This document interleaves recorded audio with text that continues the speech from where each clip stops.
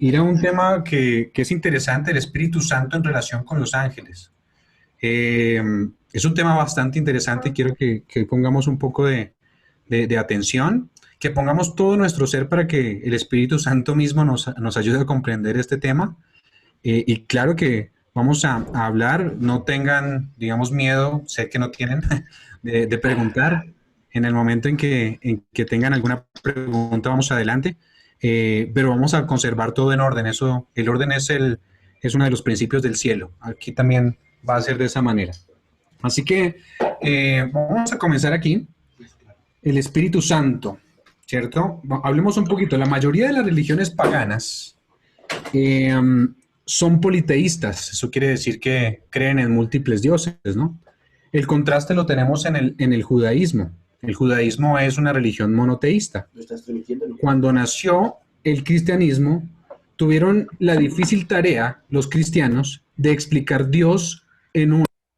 Es decir, que Dios era uno en tres personas, que el Padre era Dios, que el Espíritu Santo era Dios y que Jesús era Dios, porque el judaísmo pensaba que eso era blasfemia.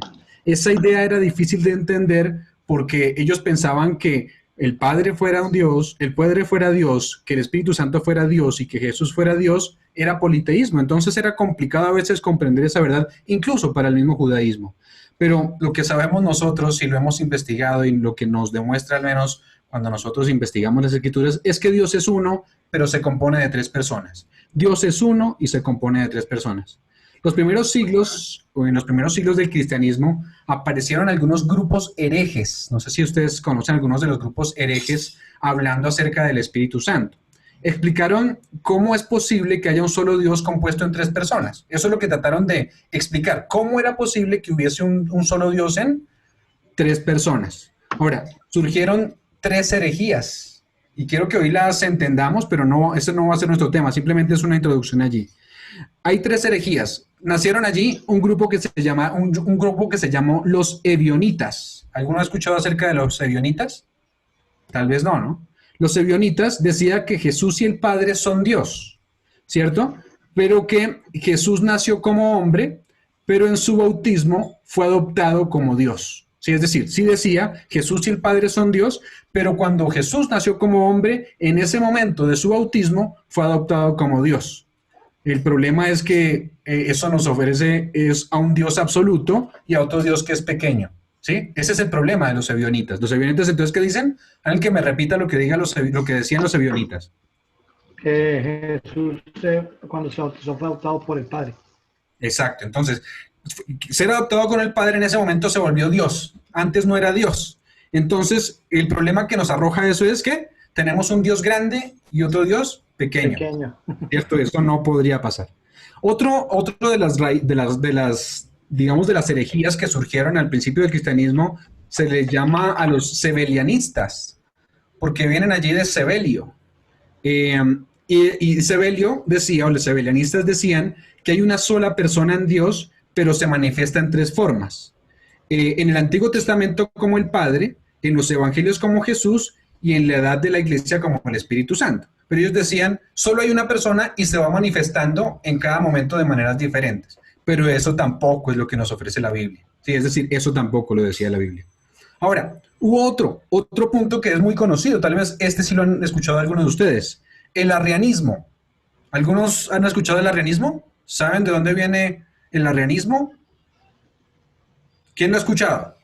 No. ¿No? Es muy conocido cuando nosotros estudiamos el libro de Daniel y hablamos de las tribus allí que cayeron. Las últimas tres tribus que cayeron, que el cuerno pequeño, el papa cuando se levantó, el papado, cuando se levantó, tumbó, esas tribus se les llamaban las tribus arrias también. ¿Sí? ¿Por qué? Básicamente porque ellas creían, el arrianismo creía, su dirigente, digámoslo así, era arrio. ¿Qué creía el arrianismo? Que Jesús fue creado por Dios el Padre en algún momento de la eternidad. Es decir, que Jesús tuvo un origen, que fue creado, que fue la primera criatura, pero no era Dios completamente. Y decían también acerca del Espíritu Santo que el Espíritu Santo no era una persona, que es la fuerza activa de Dios. ¿Cuánto han escuchado eso? Seguramente. Es la fuerza activa de Dios, una corriente, muchos dicen. ¿Han escuchado alguna vez eso? que Jesús es la fuerza activa de Dios, lo suelen decir mucho los testigos de Jehová, ¿sí? La fuerza activa de Dios, es decir, como si fuera agua. Pero ninguna de estas soluciones de las que hemos hablado, por eso son herejías, son satisfactorias. ¿Saben por qué? Porque tenemos algunos ejemplos. De hecho, por ejemplo, tenemos que en el bautismo hay 3 personas. En el bautismo de Jesús, ¿ustedes han analizado que en el bautismo de Jesús habían 3 personas? Hay uno que habla, ¿se acuerdan quién fue el que habló?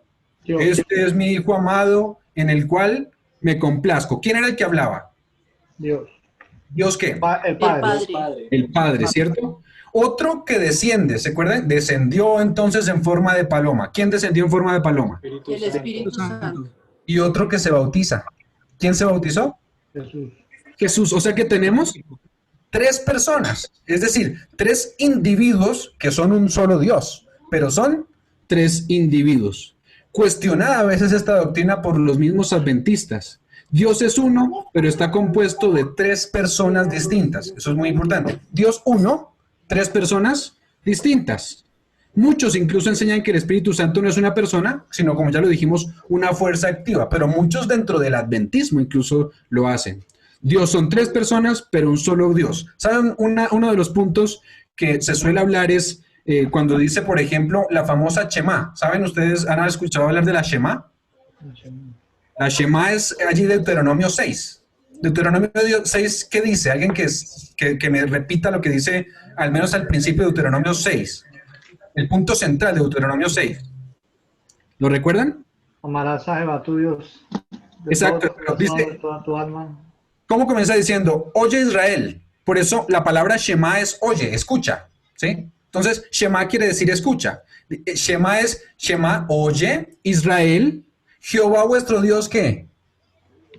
Uno es. Es uno, ¿cierto? La palabra que se utiliza allí, ahí bienvenido mi papá, se los presento. Hola. Hola. Siempre me apoya, si no me apoya mi papá, ¿quién, cierto? Qué bueno, ¿no? Qué bueno, muy bueno. Bienvenido. Listo. Bienvenido. Entonces, el vocablo, digamos allí, la palabra que se utiliza para Jehová, vuestro Dios, uno es la palabra Ejad, ¿sí? Y hay otra palabra que se utiliza para contar, ¿no? Cuando uno dice 1, 2, 3, en el hebreo es otra palabra, pero esta palabra que se utiliza para decir que Jehová uno es la misma palabra, por ejemplo, que se utiliza en el principio cuando Dios dice, y fue el primer día, ¿sí? Ajá. El día completo, la tarde y la mañana fue un solo día, es la palabra que se utiliza para Ejad, ¿sí? Uno solo, ¿sí? O por ejemplo, cuando conocerás a tu esposa y serán una sola Ejad. carne. Pero yo les hago la pregunta, cuando yo con mi esposa entonces me volví un solo ser. No, somos individuos. Ella es individuo y yo soy individuo. ¿Pero nosotros formamos uno? Sí. ¿De qué manera? Pues cuando nos casamos tenemos un mismo propósito. Así que el vocablo Ejad o la palabra Ejad quiere decir que Dios es uno en propósito. 3 personas distintas, pero uno solo. Entonces vamos ahora sí a ver hoy un poquito más, porque dijimos que íbamos a hablar de qué. De el Espíritu Santo en relación con qué. Con los ángeles. Con los ángeles. Así que vamos a ver un poquito más el oficio y la función del Espíritu Santo en el plan de la salvación. El oficio, el plan en el plan de la salvación. A veces nos resulta complicado a nosotros entender al Espíritu Santo como una persona. A todos nos resulta complicado, ¿cierto? ¿Por qué nos resulta complicado? Porque a veces las metáforas de la Biblia, digamos, las metáforas que utiliza para describir al Espíritu Santo son metáforas que a veces no comprendemos bien. Por ejemplo, ¿cómo la Biblia menciona al Espíritu Santo? ¿De qué maneras? Denme un ejemplo en la Biblia como símbolo del Espíritu Santo. El fuego, la paloma, el fuego. El fuego, un viento, ¿qué más? El aceite. El aceite, ¿cierto? Ahí está. Tenemos una paloma como lluvia. ¿Han escuchado allí? Muy bien, sí. Entonces tenemos una paloma como lluvia, como aceite, como viento, como fuego.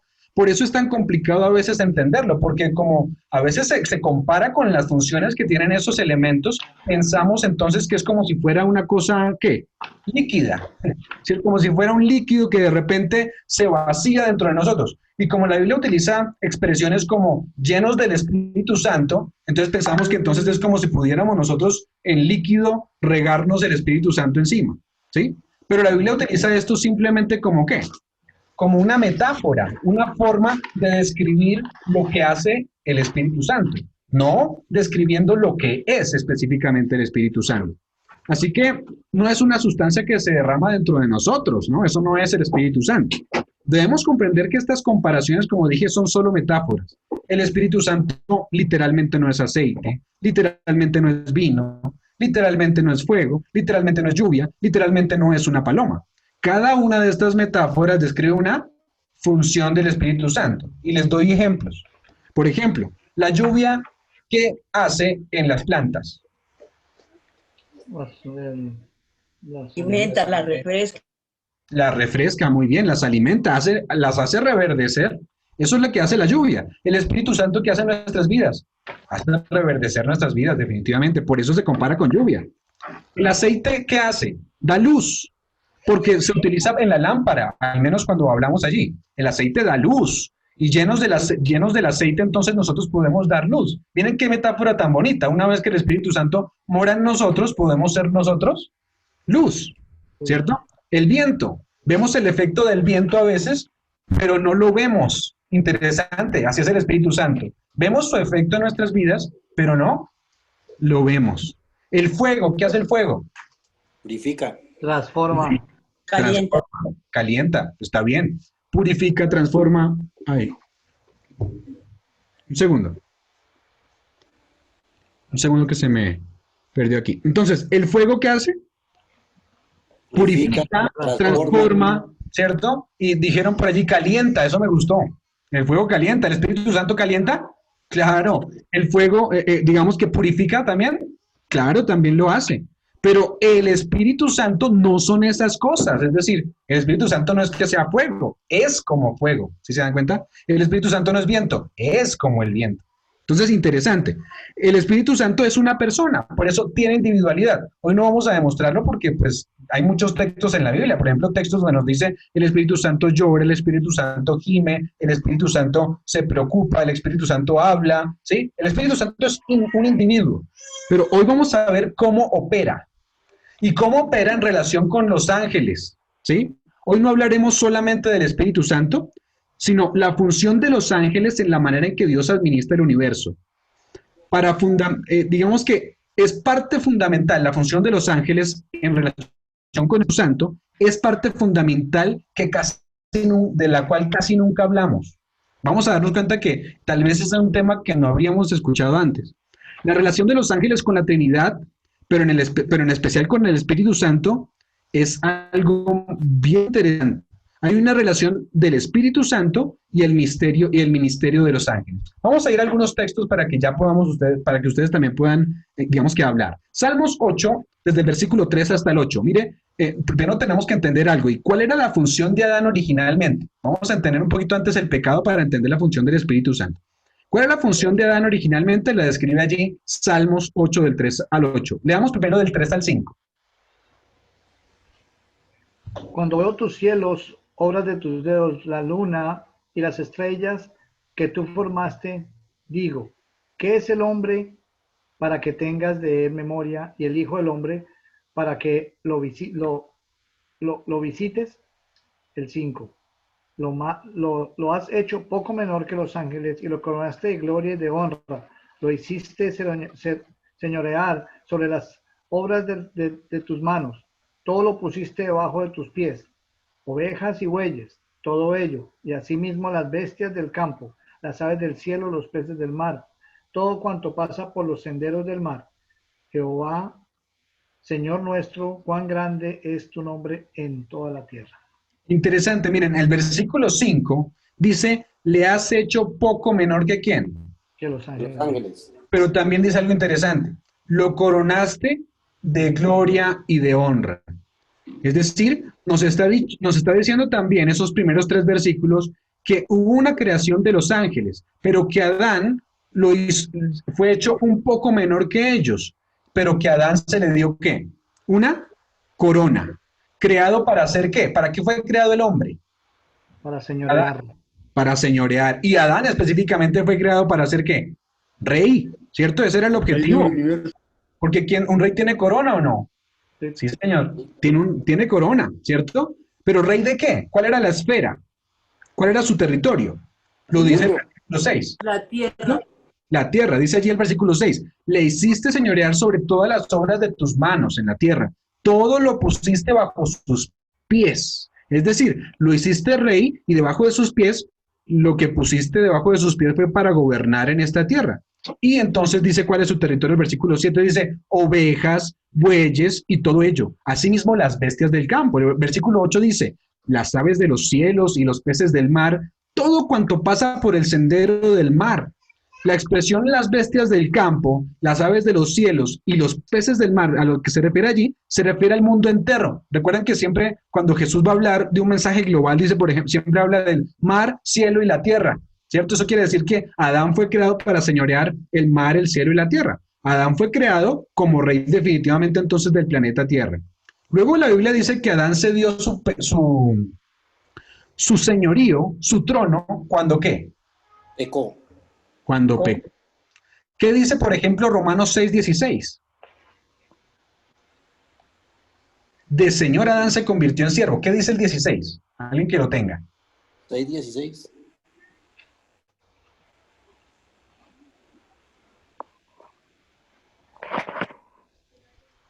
¿No sabéis que os sometéis a alguien como esclavos para obedecerle?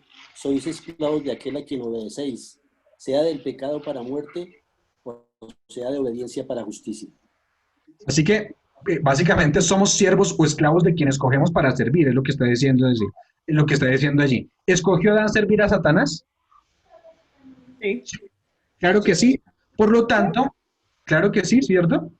Sí. Por lo tanto, ahora Adán es súbdito. Satanás le quitó el trono y el territorio y entonces Satanás llegó a ser el primer o el príncipe allí o el gobernante de este mundo. Entonces Satanás dice, ahora, pues el hombre me sirve a mí porque él me escogió. Mira lo que dice, por ejemplo, Patriarcas y Profetas respecto a la condición original de Adán. Dice, página 53, dice, al ser creado, página 53 dice así, al ser creado, Adán recibió el señorío de la tierra, pero al ceder a la tentación, cayó bajo el poder ¿de quién? De Satanás. Y el que es de alguno vencido es sujeto a la servidumbre del que lo venció. Eso dice 2 de Pedro 2:19. Cuando el hombre cayó bajo el cautiverio de Satanás, el dominio que antes ejercía pasó a manos de su conquistador. De esa manera, Satanás llegó a ser el Dios de este siglo.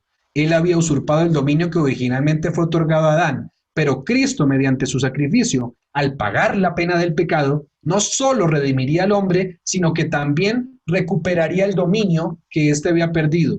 Todo lo que perdió el primer Adán será recuperado por el segundo Adán. El primer Adán, Adán, y el segundo Adán, Jesús. Señor Jesús. Jesús. ¿Cuál era la única esperanza del hombre? Según el texto que leímos. Jesús. Que Jesús. venciera el Señor Jesús en la cruz, claro. Muy bien, que venciera el Señor Jesús en la cruz. Que alguien viniera para vencer a Satanás. ¿Cuántos seres humanos han llegado a ser siervos de Satanás en algún momento? Todos. Todos. Entonces la raza humana necesitaba a alguien que venciera y no se dejara vencer. Y que venciera en favor de los seres humanos, ¿sí o no? Lo necesitaba. Ahora, lo que dice Elena de White que acabamos de leer, ¿será bíblico? Claro, ¿cierto? Mira lo que dice Lucas 4, versículos 5 al 7. Alguien que lo lea. 5 y 6 nomás, si quieren.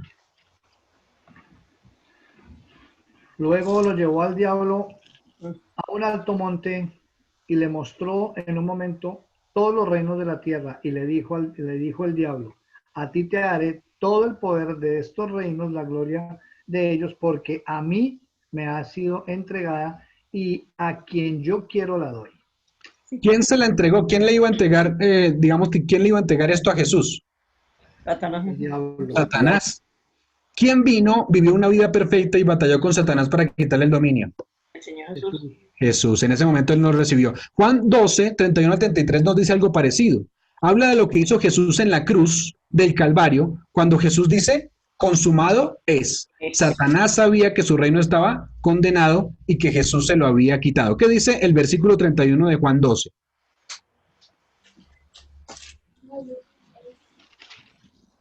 ¿31? Yo vi a María Camila por ahí. María Camila por ahí. ¿Quiere María Camila leer?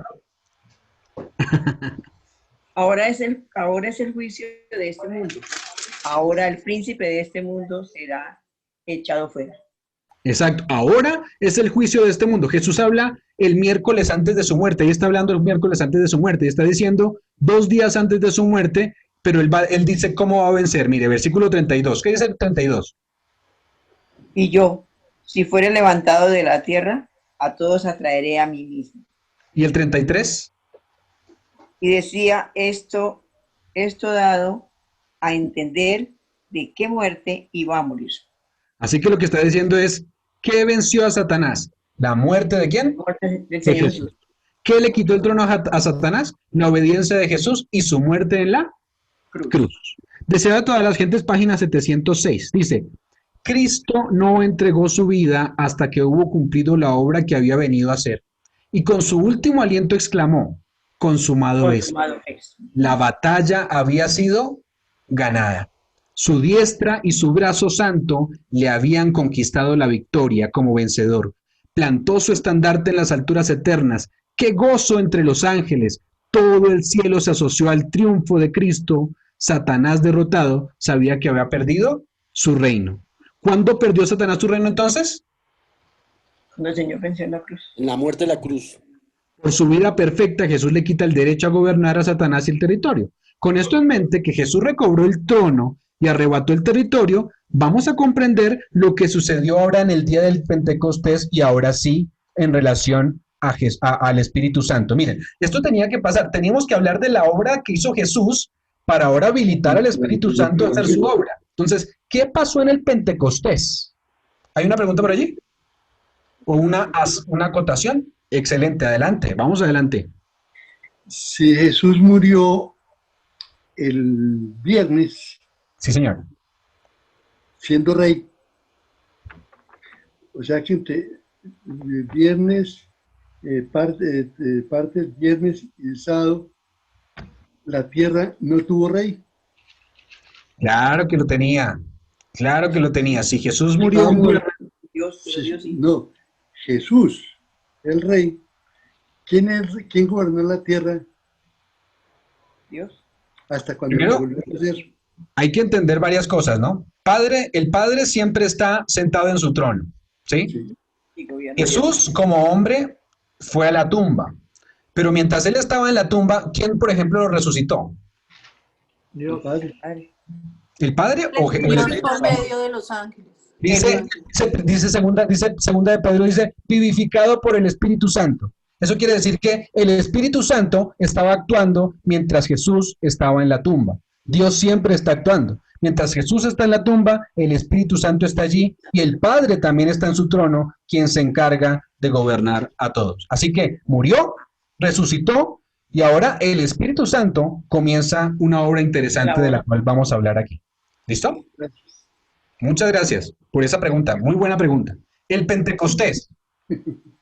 Hay una conexión estrecha entre la muerte de Cristo en la cruz y lo que sucedió en el Pentecostés. ¿Sí o no? Debe haberlo. Tiene que verlo por lo que acabamos de decir y por la pregunta que hizo. ¿Puedo decirle Guille? Claro. Al menos dice ahí, ¿no? Sí, señor. Ya tenemos confianza. Bueno, dice que el día del Pentecostés se realizó ¿cuándo? 50 días después de la resurrección ¿de quién? El Señor Jesús. De Cristo Jesús. Solo se pudo realizar porque Cristo había vencido en la cruz del Calvario. Si Cristo no hubiera realizado en la cruz, no hubiera vencido en la cruz del Calvario, el Pentecostés no se hubiera realizado. Entonces hay una conexión directa entre lo que Jesús hizo en la cruz y la obra del Pentecostés. Jesús murió por nosotros, la victoria en la cruz del Calvario nos ofreció el día del Pentecostés. Miren lo que dice al menos Hechos, capítulo 2, versículo del 1 al 4. ¿Qué nos dice? Ya ahora sí vamos a hablar de algunas metáforas que utiliza la Biblia para mostrarnos al Espíritu Santo. Mara Camila apagó la cámara cuando yo le dije que... Perdón, Juan Mara Camila. Camila, No, es que estaba buscando una agendita porque dijiste un apunte importante que voy a anotar. Dale, qué bien, excelente. Ojalá todos anoten. ¿Alguien lo ¿leo? tiene? Sí, sí, por favor. Sí. Olguita, Cuando llegó el, vamos a decirle a Olguita cuando también. llegó cuando llegó el día del Espíritu de Pentecostés, estaban todos unánimes juntos. Y de repente vino del cielo un estruendo como de un viento recio que soplaba, el cual llenó toda la casa donde estaban sentados. Y se les aparecieron lenguas repartidas como de fuego, asentándose sobre cada uno de ellos. Y fueron todos llenos del Espíritu Santo y comenzaron a hablar en otras lenguas, según el Espíritu les daba que hablasen. ¿Notaron algunos fenómenos que aparecen ahí? Tengan en cuenta esos fenómenos. Miren, hay viento, ¿cierto? Hubo un viento recio que soplaba. El viento se utiliza para el Espíritu Santo, lo dijimos en algún momento.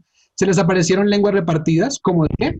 ¿De fuego? Fuego, ¿cierto? ¿Qué más dice allí? Por allí dice, y fueron todos llenos del Espíritu Santo y comenzaron a hablar ¿en qué? En lenguas. En lengua. En diferentes idiomas. En el idioma, muy bien. Según Sí. el Espíritu Santo les daba que ¿qué? Que hablasen. Que Así hablasen. que hay viento, fuego y fueron llenos del Espíritu Santo. Ahora, ¿quién dio el don de lenguas ese día? El Espíritu Santo.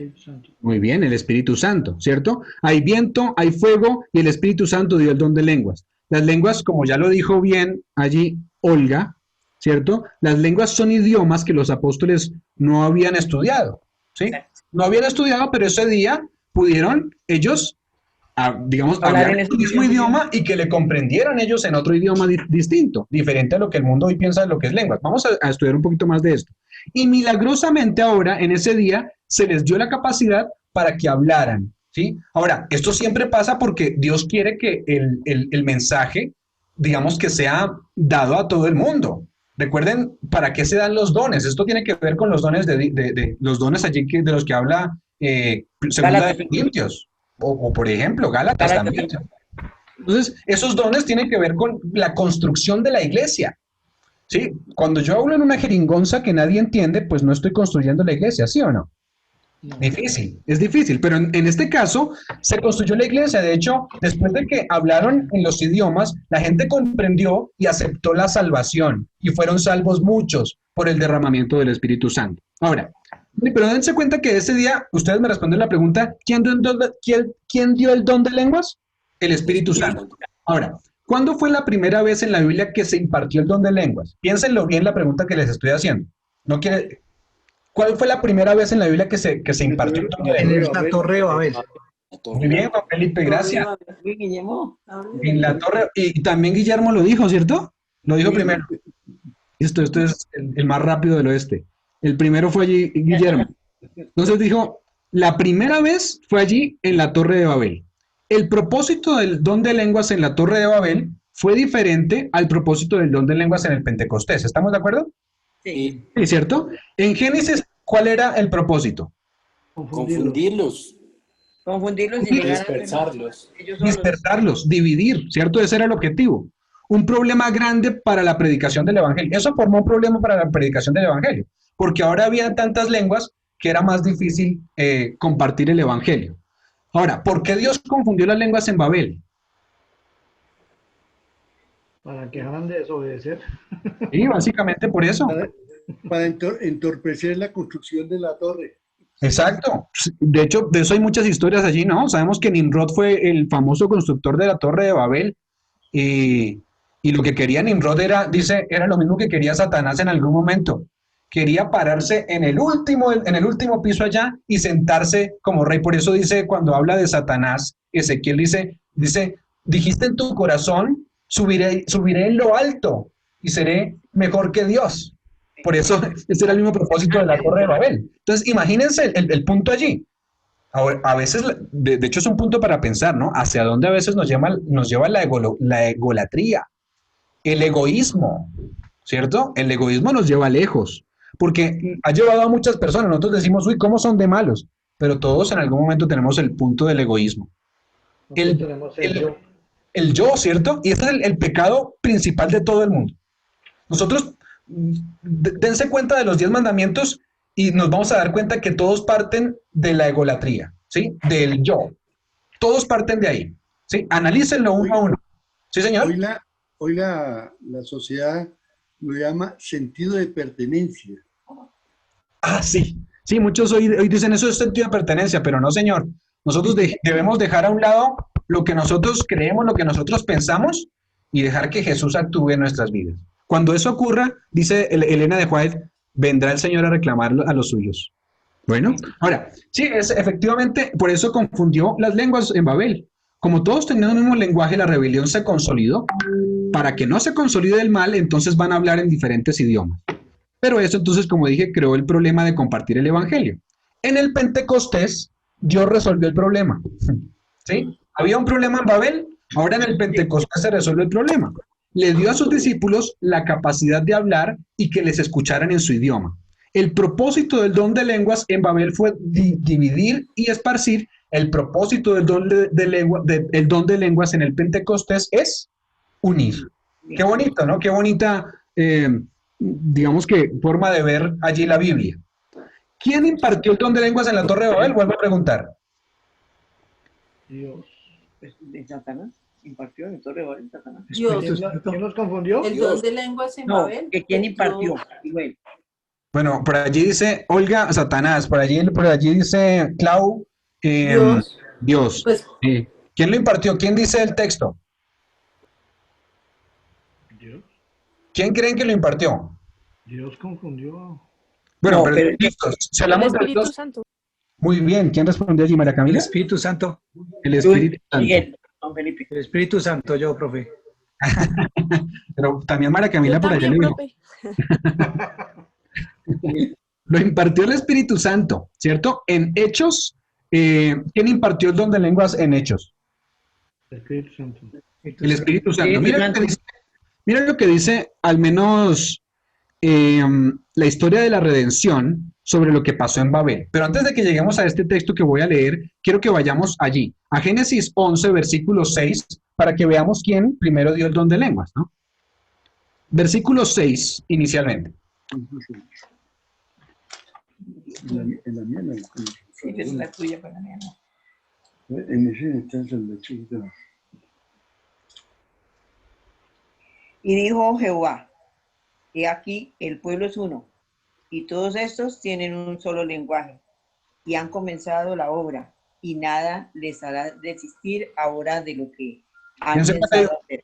Un momentico ahí. Entonces, ¿quién habló ahí? Jehová.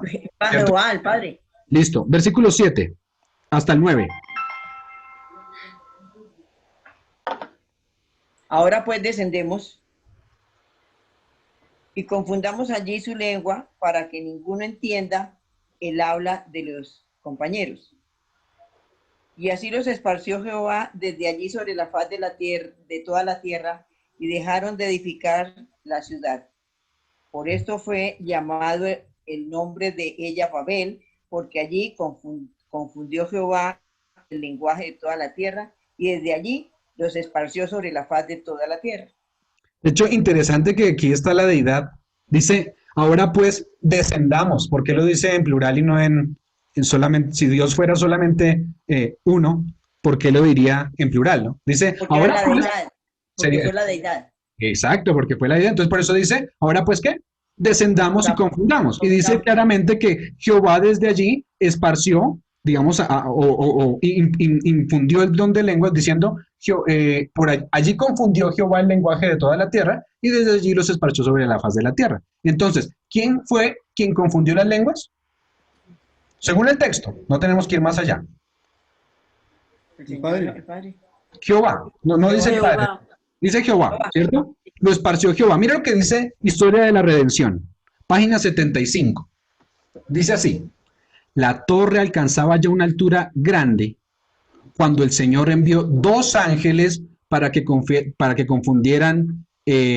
para que los confundieran en su trabajo. Interesante, dice, la torre alcanzaba ya una gran altura cuando el Señor envió 2 ángeles para que los confundieran en su trabajo. En Génesis dice que ¿quién fue? Dos ángeles. En Génesis, Por eso, Jehová. Jehová, Jehová, ¿cierto? ¿Y qué dice la historia de la redención? los ángeles. Dos ángeles. Sigo enviados por leyendo. Jehová. Dice, se había encargado a ciertos hombres que recibieran indicaciones de los que trabajaban en lo alto y que pedían materiales para su trabajo, de manera que el primero se comunicaba con el segundo y este con el tercero, hasta que el pedido llegaba a los que estaban abajo. A medida que el mensaje pasaba de uno a otro en su descenso, los ángeles confundieron sus lenguas. Interesante, ¿no? ¿Quiénes impartieron el don de lenguas? Los ángeles. Los ángeles. Una de las más grandes razones por las cuales la gente tiene problemas con la deidad es porque no entienden el papel que juegan los ángeles. Quiero explicarles hoy esta noche. Y cuando el pedido llegó a los obreros que estaban abajo, se proveyó material que no se había pedido. Ahora, ¿cuáles fueron los fenómenos en el día del Pentecostés? Vamos a explicar esto que acabamos de decir. ¿Cuáles fueron los dos fenómenos en el día del Pentecostés? ¿Qué hubo en el día del Pentecostés? Viento y fuego. Y fuego. Viento y fuego. Mira lo que dice Salmo 104, del 1 al 4, hablando de estos dos fenómenos. ¿Qué dice Salmo 104? Primero le damos del 1 al 3. Del 1 al 3 primero.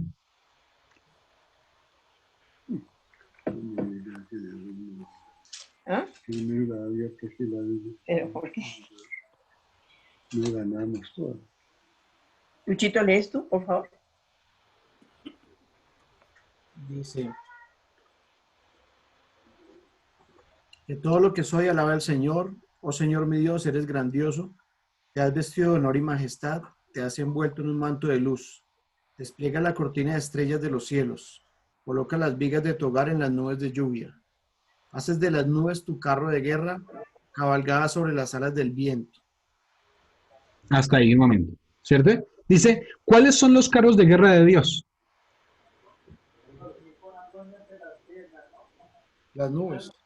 Las nubes, dice allí, muy bien, las nubes, dice allí, ¿cierto? Ahora, ¿qué representan las nubes? Apocalipsis 1:7 dice, he aquí que viene con las nubes, y tu ojo le verá, ¿sí?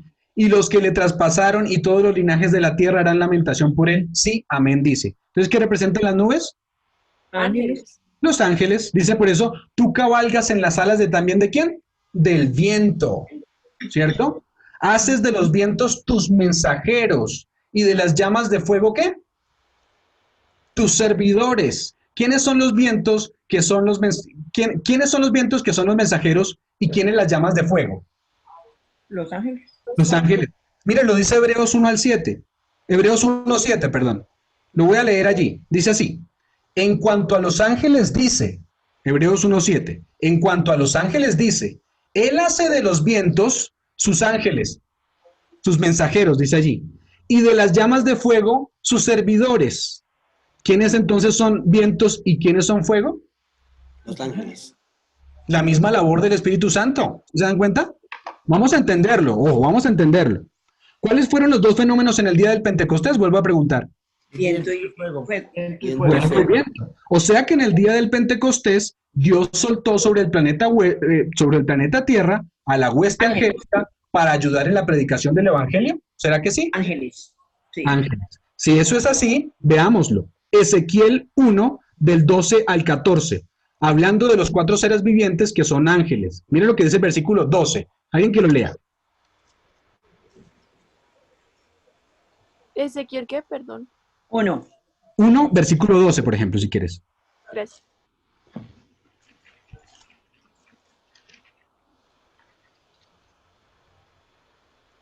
Miren que aquí nos ayuda a entender la relación entre los ángeles y esos fenómenos y el Espíritu Santo. Porque, ojo que yo no estoy diciendo aquí que los ángeles sean mayores que el Espíritu Santo. Eso no es lo que estoy diciendo.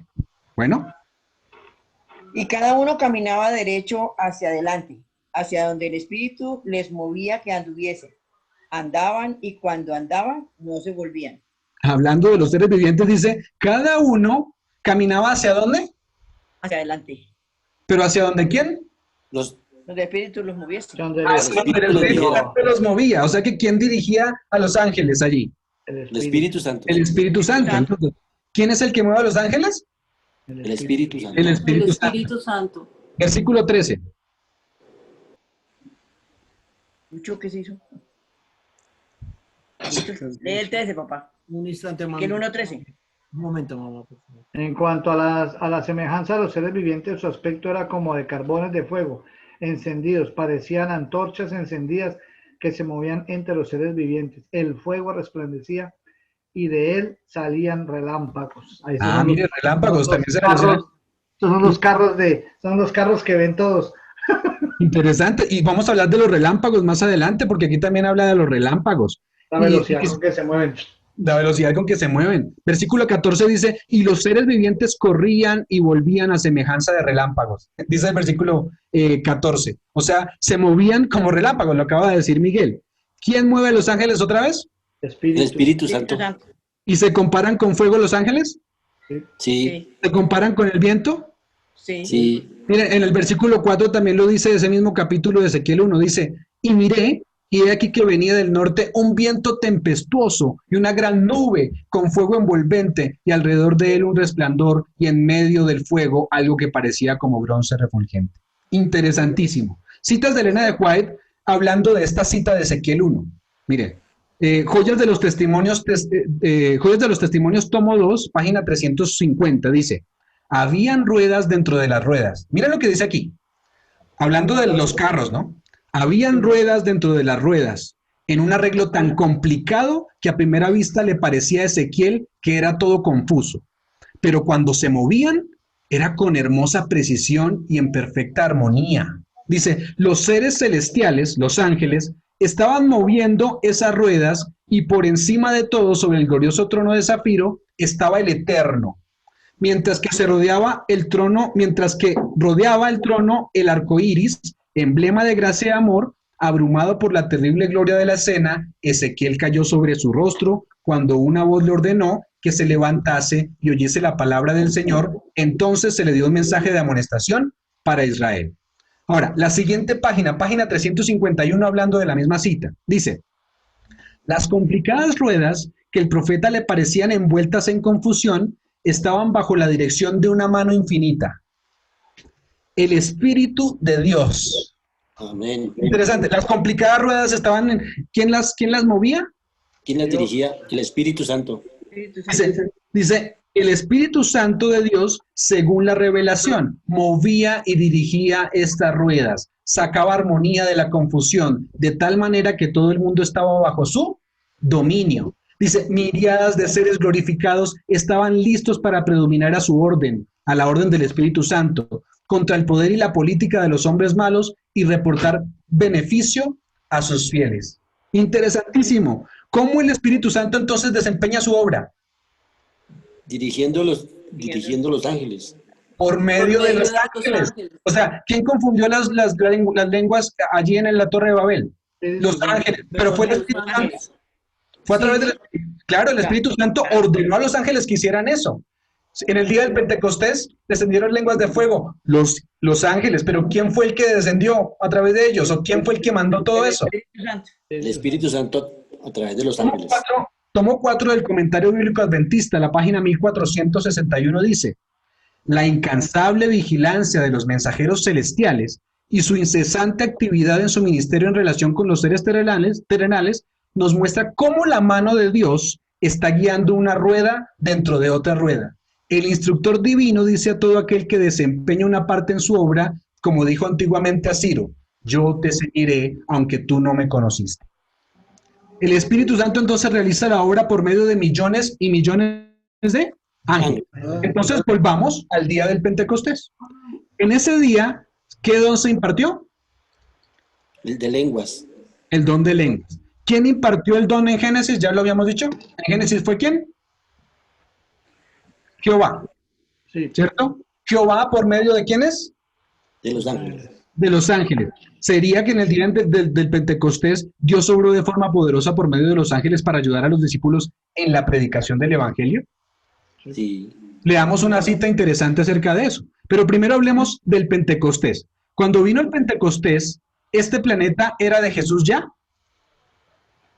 Sí. Claro que sí. ¿Y será que Satanás se lo iba a entregar fácilmente a Jesús? No. No, él sabía que había perdido, claro que sí.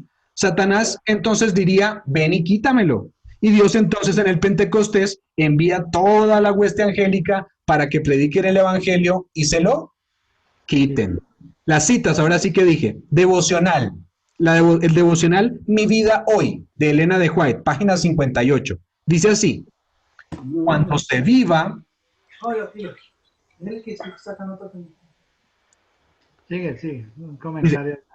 Perdón. Cuando se viva la verdad de Dios en su sencillez, en todo lugar entonces Dios obrará por medio de los ángeles, así como obró en el día del Pentecostés. Qué bonito, ¿no? Cuando se viva la verdad de Dios en su sencillez, en todo lugar entonces Dios obrará por medio de los ángeles, así como obró también ¿en qué día? En el día del Pentecostés. Jesús en el Pentecostés entonces soltó a las huestes angélicas para quitarle a Satanás lo que Satanás quería. Antes de eso, el Espíritu Santo se manifiesta entonces en forma limitada porque Satanás le dice, tú todavía no eres el príncipe de este mundo. Pero una vez que Jesús muere en la cruz, ahora sí puede el Espíritu Santo ordenar a sus ángeles que vayan para predicar el mensaje con mayor fuerza. Después del Pentecostés dice entonces, ahora este mundo ya es mío y ahí te mando la hueste angélica para que te quite el dominio completo.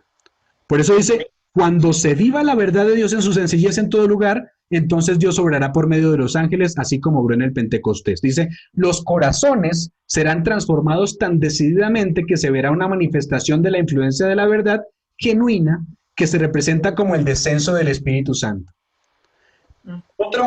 Otra cita.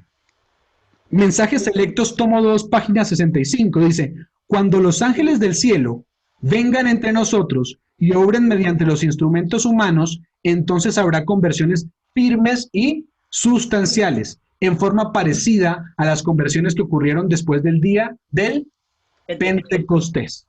Manuscript Releases, tomo 10, página 112. Todo el cielo estaba interesado en su salvación y los ángeles de Dios está esperando hacer por usted, nos está hablando a nosotros, lo que hicieron por los discípulos en el día del Pentecostés. ¿Por qué los ángeles pudieron venir al planeta para quitarle súbditos a Satanás? El Señor Jesús triunfó. Exacto. Y los discípulos se habían preparado para recibirle.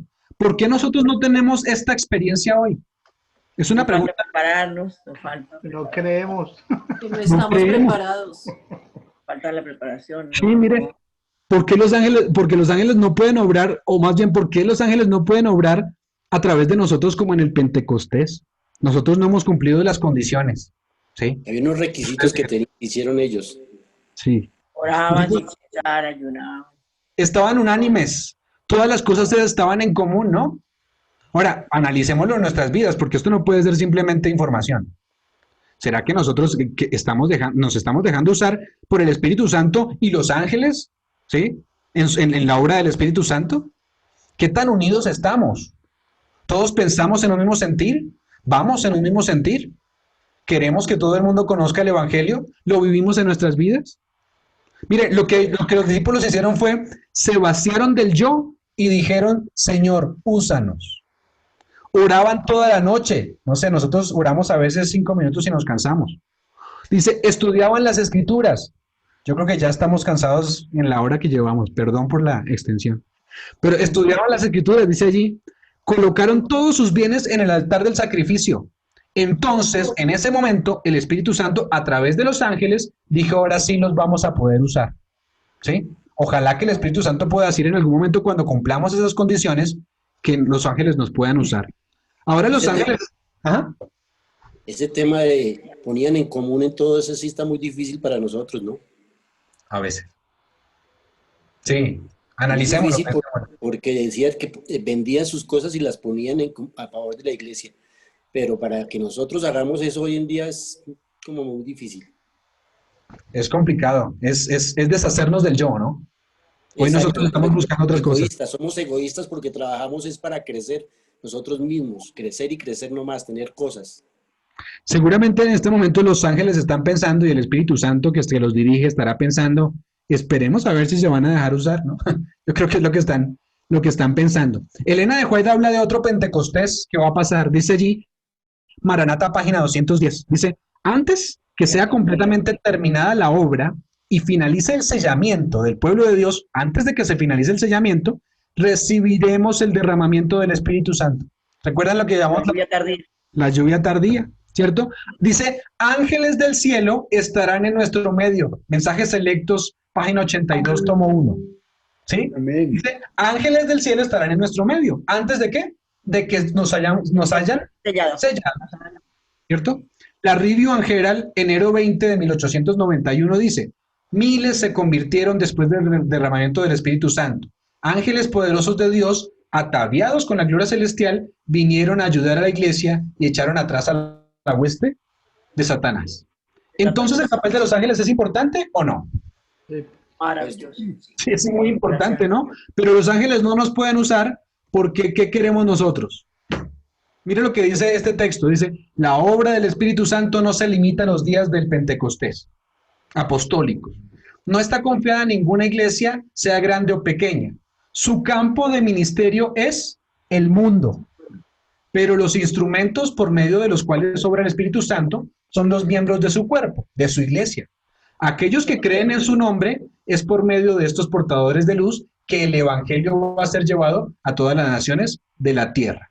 Dios nos está esperando entonces a nosotros, pero hay condiciones que debemos cumplir, así como en el día del Pentecostés. Ahora, cuando Apocalipsis habla, Apocalipsis también habla de una cadena de mando.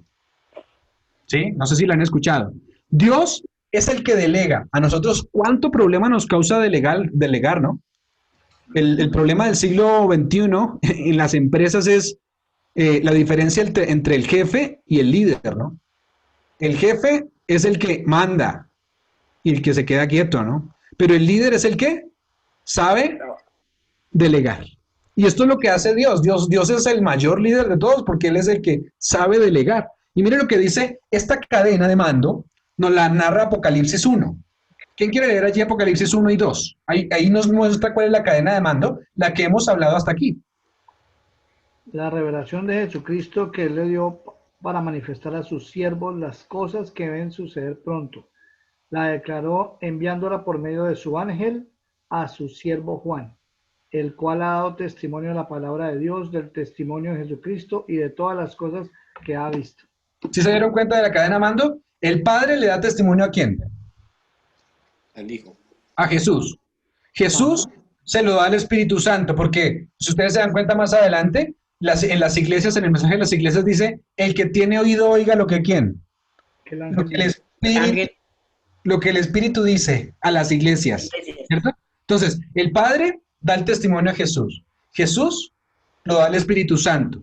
El Espíritu Santo se lo da al ángel, ¿cierto? Y el mensaje del ángel llega a Juan, ¿cierto? El mensaje de Juan se le dio el Espíritu Santo a través del ángel y el ángel se lo da a Juan. Juan lo escribe en un libro y se lo da a las iglesias. ¿Qué espera Dios? Ahí es donde se rompe el teléfono roto. Y es el momento donde se nos rompe sí, hay el teléfono roto, ¿cierto? Hasta ahí iba todo bien, hasta Juan. Hasta Juan iba todo bien. Pero en el momento en que se lo da a las iglesias, a veces hay problemas, ¿cierto? Y de hecho sí iba a decir eso. ¿Cuándo se rompe la cadena? Se rompe hasta Juan. Todo iba bien. Se rompe en la iglesia, ¿sí? No somos a veces como Isaías, porque Isaías dice, cuando él se paró allí en el altar y le limpia la boca con un carbón en el altar, ¿qué le dice Isaías? Le hace una pregunta y dice, ahora, ¿quién irá a anunciar esto? ¿Y qué responde Isaías? Envíame a mí. Heme aquí, envíame a mí. Ahora, ¿qué respondemos nosotros? A mí no. Que trabajar, No lo estoy conozco. cansado, la novela. Heme aquí, envía a Miguel. A veces decimos, ¿cierto? Ahora, más citas del papel de los ángeles. Deseado todas las siguientes páginas. 117. Dice, los ángeles de Dios pasan siempre de la tierra al cielo y del cielo a la tierra. ¿Recuerdan la escalera, por ejemplo, de Juan 1:51? Dice que Jesús es nuestra escalera, ¿sí? De hecho, el sueño de Jacob dice que por la escalera subían y bajaban ángeles. Jesús es nuestra escalera. Dice, los ángeles de Dios pasan siempre de la tierra al cielo y del cielo a la tierra. ¿A través de quién? A través de Jesús. Los milagros de Cristo en favor de los afligidos y dolientes fueron realizados por el poder de Dios mediante el ministerio de los ángeles. ¿Quién realizó los milagros ¿De Jesús? A través de los ángeles por el poder de Dios. Vuelvo a repetirlo, dice, los milagros de Cristo en favor de los afligidos y dolientes fueron realizados por el poder de Dios mediante el ministerio de los ángeles. ¿Cómo hizo Jesús entonces sus milagros? ¿A través de quiénes? El De los ministerio de los ángeles. ángeles. De los ángeles. Y es por medio de Cristo, dice, por el ministerio de sus mensajeros celestiales, como nos llega toda la bendición de Dios. ¿Sí? Por medio de Cristo, por el ministerio de sus mensajeros. Palabras de vida del gran maestro, página 122. El fariseo, dice allí. El fariseo no sentía ninguna convicción de pecado. El Espíritu Santo no podía obrar en él. Su alma estaba revestida de una armadura de justicia propia que no podía ser atravesada por los aguzados y bien dirigidos dardos de Dios arrojados por manos angélicas. ¿Quiénes lanzan los dardos? Ángeles. Los ángeles, ¿cierto? Pero dice que el Espíritu Santo no podía obrar en él. Interesante, el Espíritu Santo no podía obrar en él y los dardos no podían caer donde iban a caer. Entonces, ¿a través de quiénes obra el Espíritu Santo? A través de los ángeles. Miren, aquí hay un punto importante del cual les voy a hablar. Ya casi voy a terminar, no se preocupen. Dios está en todas partes. Eso lo hemos escuchado siempre, ¿sí o no? Sí. ¿Dios está en todas partes? Sí. Sí. Ahora, si Dios está en todas partes, ¿por qué oramos nosotros, Padre nuestro que estás en el cielo? No, porque Padre. Porque Él está por medio de sus ángeles. Muy bien, Dios no está personalmente en todas partes, es decir, el Padre no está personalmente en todas partes. ¿Sabían ustedes que en la segunda venida el Padre no viene? El que viene es Jesús, el Padre se queda en el cielo esperando, ¿sí? Pero el que viene es Jesús, como la parábola de las vírgenes, el esposo va por su esposa. ¿Y dónde está el Padre? En la casa, en la antigüedad se conocía hasta en la casa, pues no está personalmente en todas partes, pero está en todas partes porque Él es omnisciente, es decir, sabe todo lo que está pasando, conoce el fin desde el principio. Dios no tiene que estar en Canadá, en Colombia, en España y en Australia para saber lo que está pasando. Dios sabe lo que está pasando. La mente infinita de Dios abarca todo de manera simultánea, pero Dios está sentado ¿dónde? En su trono. Interesante, mira lo que dice, Ministerio de Curación, página 325. Dice, la Biblia nos muestra a Dios en su alto y santo puesto. No en estado de inacción, Él no está en inacción.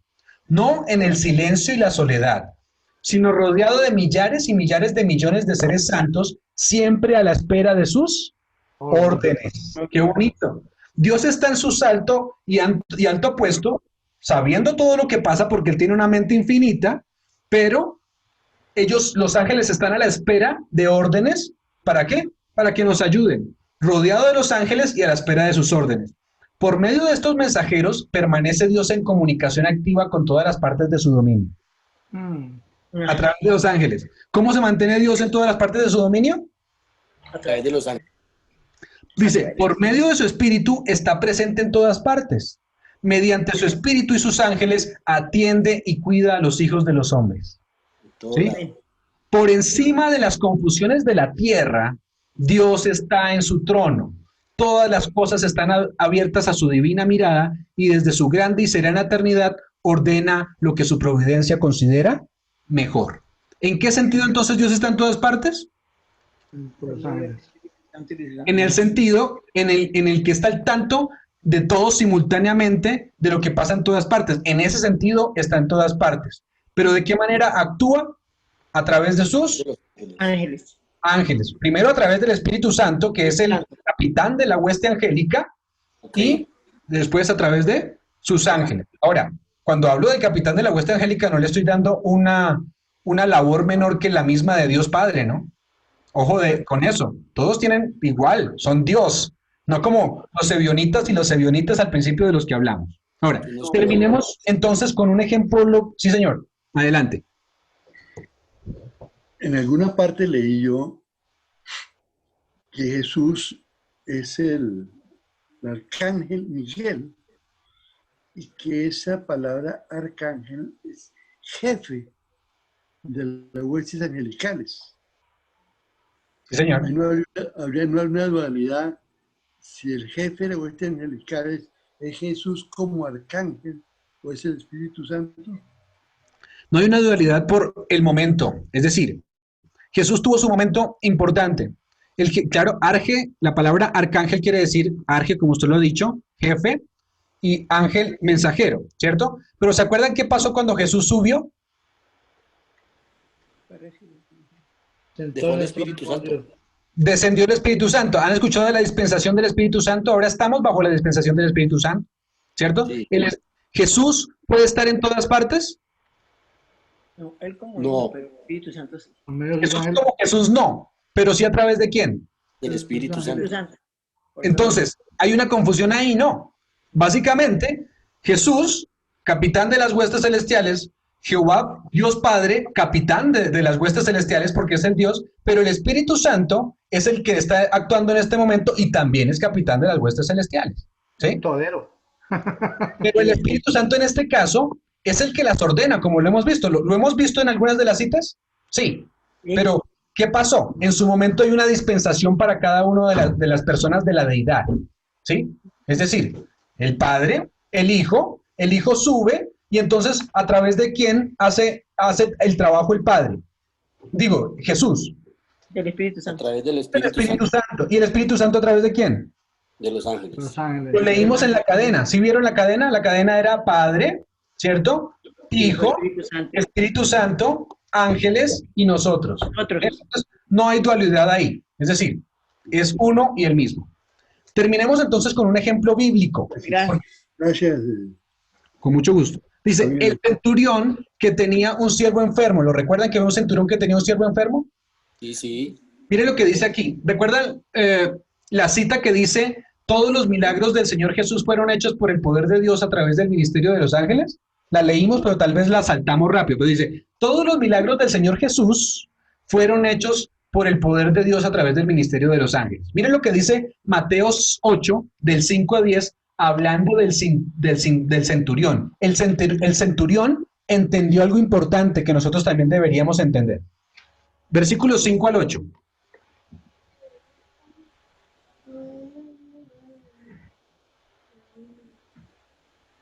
Al entrar Jesús a Capernaum, se le acercó un centurión que le rogaba, diciendo, Señor, mi criado está postrado en cama, en casa, paralítico, gravemente atormentado. Jesús le dijo, yo iré y lo sanaré. Respondió el centurión y dijo, Señor, no soy digno de que entres bajo mi techo, solamente di la palabra, y mi criado sanará. Interesante, dice, tanta fe que tenía el centurión, ¿no? Solo di una palabra, ¿cierto? Se piensa que cuando Jesús dice sé sano de manera mística, la palabra entonces llegaba. A veces pensamos eso, es decir, uy, se sanó. Es decir, Jesús dijo sé sano y en el momento entonces de manera mística como algo extraño, entonces ya fue sano allá. Pero al leer, Dios usa un mecanismo. Cuando leemos bien, mire, dense cuenta qué mecanismo utilizó. Versículo 9. Lo que entendió el centurión. ¿Qué entendió el centurión? Pues también yo soy hombre bajo autoridad y tengo soldados bajo mis órdenes. Y digo a este, ve y va, y al otro, ven y viene. Y a mi siervo, haz esto y lo hace. Al oírlo Jesús se maravilló y dijo a los que le seguían, de cierto os digo que ni aún en Israel he hallado tanta fe. Ah, interesante. ¿Qué entendió el cinturón? El cinturón no, el centurión. El centurión, ¿qué entendió? Dijo, porque también yo soy hombre bajo autoridad. Dijo, yo tengo personas a cargo y tengo bajo mis órdenes soldados. Y digo a este ve y va, y el otro ven y viene, y a mí mismo hace esto y lo hace. ¿Cierto? Entonces, miren lo que dice el desato de la gente en relación con esto. Dice, como representó el poder de Roma, perdón, como represento, es que no le puse la tilde, como represento el poder de Roma, y mis soldados reconocen mi autoridad como suprema, así tú representas el poder del Dios infinito y todas las cosas creadas obedecen a tu palabra. Dice, puedes ordenar a la enfermedad que se aleje y te obedecerá. Puedes llamar a tus mensajeros celestiales y ellos impartirán virtud sanadora. Pronuncia tan solo una palabra y mi siervo sanará. Entonces, ¿recuerdan el caso del hombre que tenía un hijo enfermo en Capernaum y él estaba en Caná de Galilea? No sé si lo recuerdan. ¿Sí? Sí. Jesús le dijo que su hijo estaba sano. ¿Recuerdan? Sí. El padre lo creyó ese mismo día, ¿cierto? Ese mismo día el hombre podía llegar allá donde el hijo estaba sano, pero él se fue hasta el otro día, porque tuvo fe, primero que todo. Pero en Ezequiel los ángeles básicamente son relámpagos, ¿sí? Espíritu de Profecía, tomo 2, página 155, hablando de los relámpagos. Es decir, ¿cómo fue que Jesús sanó a este hombre al hijo de este hombre que estaba allá en Caná de Galilea, y él tuvo fe? ¿Y de qué manera fue tan rápido que lo sanó en el momento que dijo la palabra? Mira lo que Porque dice. los ángeles fueron.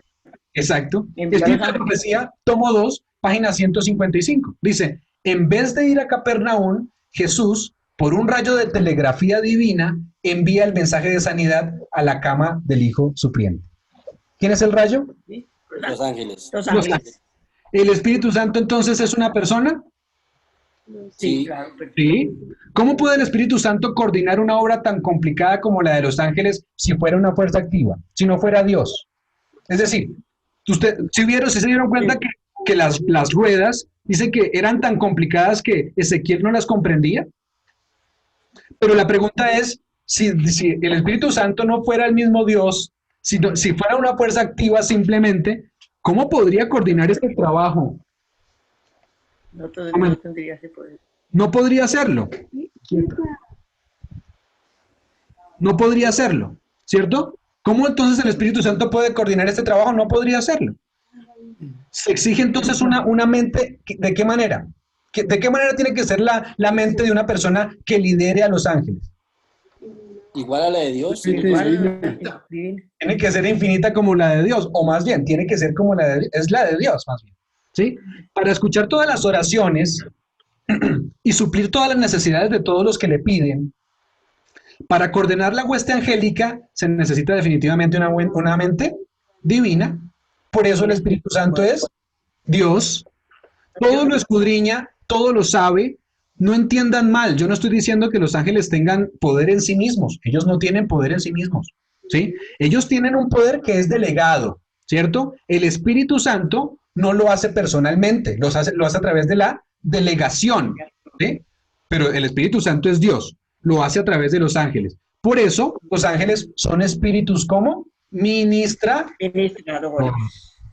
ellos imparten el don de lenguas por el poder del Espíritu Santo, se comparan con viento y con fuego.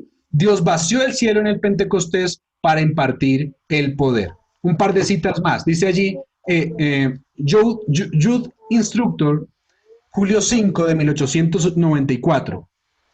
Por medio del ministerio de los ángeles, el Espíritu Santo tiene la habilidad para obrar sobre la mente y el corazón de la gente humano para traerlo a Cristo. ¿Sí se dan cuenta? Hay toda una cadena, pero el Espíritu de Dios no interfiere nunca con el libre albedrío de la gente humana. El Espíritu Santo es dado para ayudar a fin de que la gente humana coopere con las inteligencias divinas, y su tarea consiste en atraer el alma, pero no obligarla a obedecer. ¿Quiénes están reteniendo los vientos hoy en día? Ángeles. Los ángeles. Los ángeles. Pero ¿quién está restringiendo en realidad las pasiones humanas? Dios.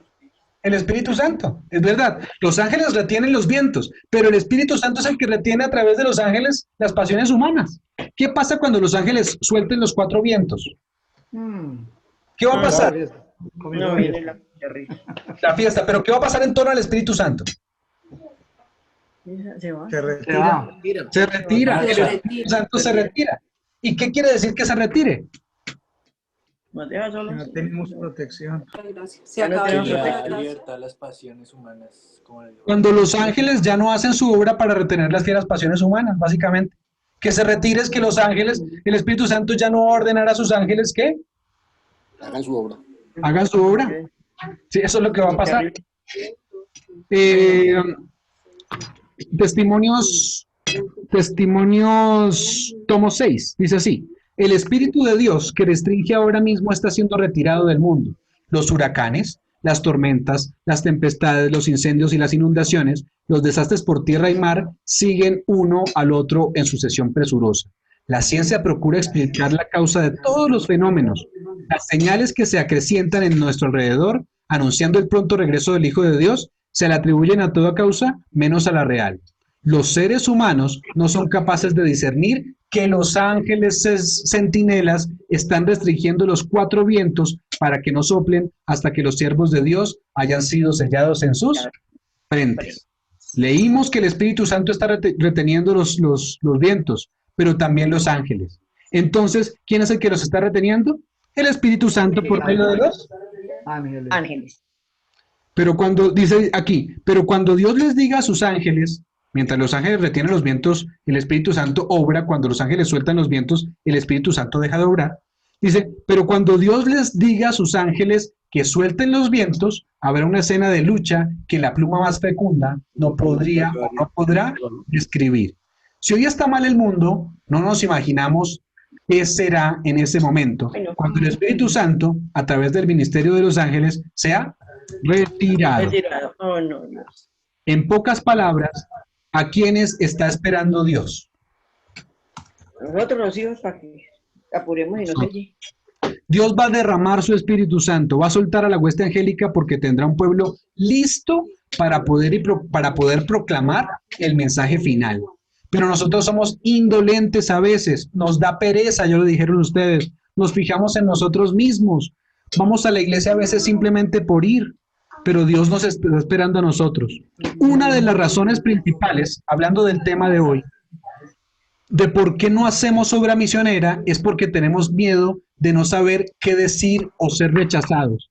Si nos encomendamos a Dios hoy completamente, tenemos la certeza de que el Espíritu Santo será dado a través de los ángeles del cielo.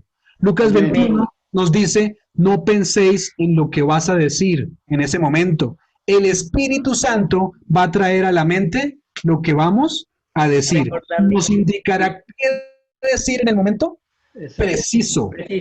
Entonces, el Espíritu Santo es como la planta eléctrica allí y sus ángeles son como los cables. El poder viene del Espíritu Santo. Los ángeles son los conductores del poder de Dios para desempeñar la obra de Dios en la tierra, porque Dios está sentado en su alto y elevado trono. El Espíritu Santo es el coordinador. Ojo que no es el príncipe, sino el coordinador de la hueste angélica. Hay miles y millones de ángeles que nos ha encomendado a nuestro cuidado, o más bien, a los que nos van a cuidar. Así que el tema de hoy es bastante interesante, pero no podemos salir de aquí simplemente entendiendo esto sin haberlo vivido. Permitamos que el Espíritu Santo nos use. Dense cuenta, está esperando que nos use a nosotros. Pero es un tema bastante interesante. Que Dios nos bendiga, que Dios nos use. Si hay preguntas, todas se las pueden hacer a Miguel. Muy bueno, muchísimas gracias. ¿Cuántas manitas tenemos para Camilo? Muchísimas gracias, Camilo. Muy amable. Si quiere, por favor, nos puede cerrar en oración. Sí, señor. Gracias. Vamos a orar. Amén. Señor Jesús, es un privilegio compartir con esta hermosa familia. Amén. Es un privilegio porque este mensaje tiene que ser dado a todos, Señor, y tú estás buscando nuestros corazones para entrar en ellos. Permite, Señor, que hoy no seamos reacios a la obra del Espíritu Santo. Tú quieres utilizar a tus ángeles, Señor, para actuar en favor de nosotros. Nosotros somos los que no permitimos que tú actúes en nosotros a través de tu Espíritu Santo, Señor. Permite que pueda pasar lo del Pentecostés, que nos encontramos unánimes, juntos, como familia, como pueblo de Dios, que pongamos todas nuestras cosas en el altar del sacrificio, Señor, que olvidemos el yo, que dejemos el yo a un lado y que cumplamos tu ley, porque tu ley es amor, Señor. Tu ley dice, amarás al Señor tu Dios sobre todas las cosas y a tu prójimo como a ti mismo, Señor. No amarás más a ti, Señor, no nos amaremos más a nosotros, sino más a mi prójimo y a Dios sobre todas las cosas, Señor. Nos olvidamos de eso y pensamos que necesitamos amarnos primero a nosotros, pero así no es. Guíanos, Señor, en esta obra tan complicada y en este momento tan difícil que nos has puesto en la tierra. Es difícil, Señor, pero solamente confiando en ti sabemos que harás milagros, así como hiciste con el centurión, Señor, así como hiciste con el padre allí que estaba su hijo en Caná de Galilea. Haz esos milagros porque queremos verlos, Señor, pero necesitas de nosotros la misma fe que ellos tuvieron, que digamos, solamente basta que con una palabra tuya, Señor, y seremos sanados, no solamente de nuestras dolencias, sino también espiritualmente. Sánanos de esa manera porque lo necesitamos. Gracias, Señor, porque eres un Dios grande. Bendícenos, bendice a cada uno de los que están conectados aquí, a sus familiares, a sus hijos, a los emprendimientos que tengan, Señor. Guíalos y permite que su corazón pueda ser guiado por tu Espíritu Santo. Permite que su corazón sea dirigido allá a la cruz, donde moriste por nosotros y donde pagaste por nuestros pecados, y ahora somos salvos porque pronto vendrás y quieres vernos allí en el reino de los cielos. Amén. Gracias, Señor. Bendícenos. Lo pedimos en el nombre de Cristo Jesús. Amén. Amén. Lucho. Amén. O Juancho, Amén. por favor ahí, transfórmame, por favor. Y cerramos con un himno. Ok, Gracias. ok, ya lo colocamos.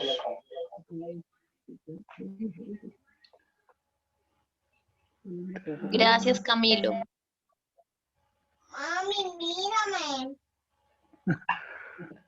Muchas gracias.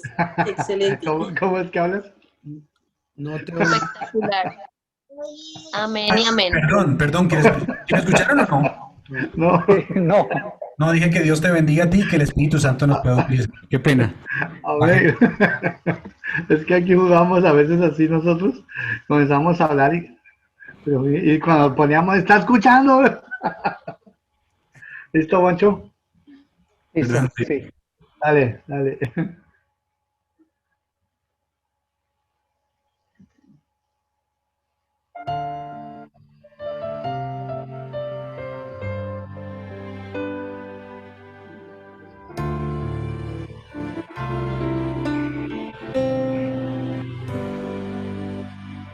Ven, Señor, transfórmame en tu siervo.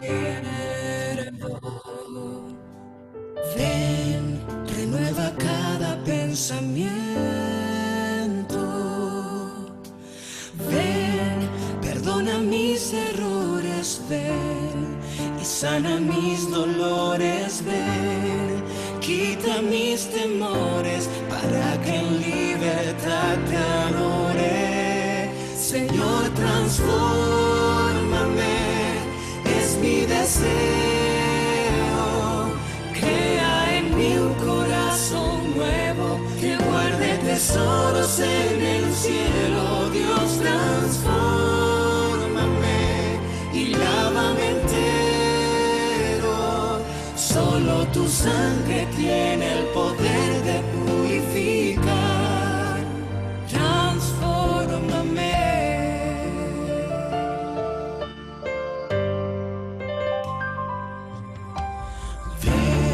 Señor, y llévame a tu encuentro. Ven, sé fuego y nube en el desierto. Ven, cambia mi historia. Ven y dame la victoria. Ven, yo quiero ver tu gloria y que se grabe en mi memoria.